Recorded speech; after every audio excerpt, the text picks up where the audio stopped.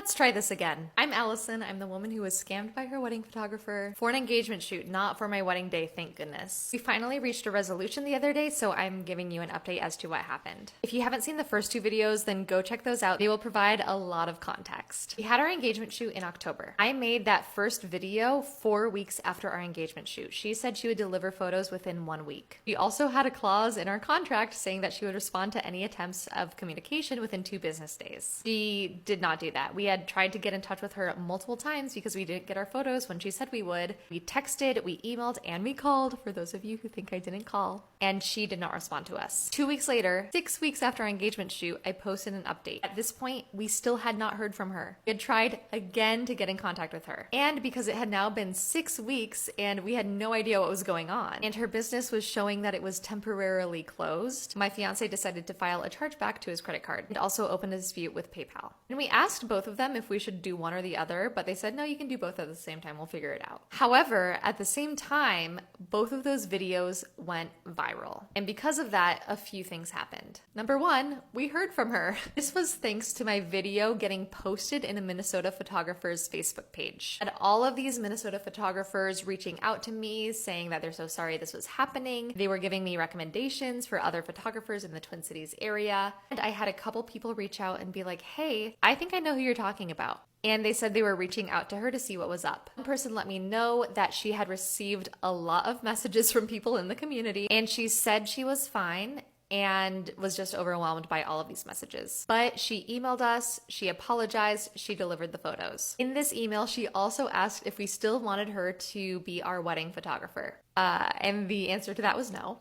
She said she understood if we didn't want that, and that if that was the case, she would refund us the retainer minus an engagement fee. She did not say how much that would be. I actually went to her website and looked up the price, and I was like, that's a lot for everything that happened. So we emailed her back the next day and we're like, we're glad to hear you're okay. What do you think is a fair price for the engagement shoot fee? Again, no response. A week later, we followed up. We said, hey, what do you think is a fair price? We need to decide on a price for the engagement shoot. And we gave her a week to respond. She didn't respond still. So we updated PayPal. We let PayPal know that we had heard from her, that she had delivered the photos. However, she still had our money and we did not trust her to return it. Based on her actions and also based on the fact that I had 4 other people reach out to me on TikTok, sending me DMs, guessing correctly who she was because she had done the exact same thing to them. And someone else actually messaged me the other day adding to that group, which means she has done this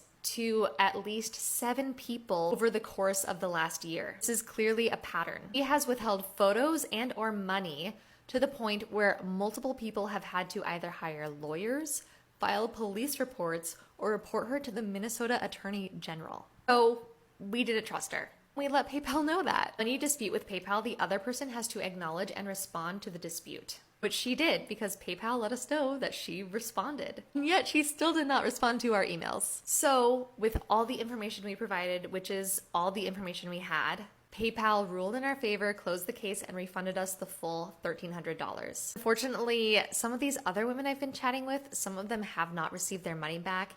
Some of them have not received their photos back either. And whatever the reason is, that's not okay. However, if you did not have a contract with her, please do not go and post negative reviews. There are plenty of perfectly legitimate negative reviews now, hopefully ward off other people. But it's not fair to post a negative review if you haven't actually worked with this person. That's also why I'm not dropping her name. I believe in accountability, I believe in honesty, and so I will be adding my review to the negative reviews. But social media can get very nasty very fast, and I do not believe in bullying people. If you're a 2024 or 2025 bride or groom, please do your research. And if you see any red flags, listen to your gut. Make sure your contracts have communication clauses and delivery clauses for everything, including the engagement photo shoot. And do not pay via Zelle or check or Venmo, because if something goes wrong, it is really hard to get your money back via those avenues. This whole thing has been so unnecessarily stressful. So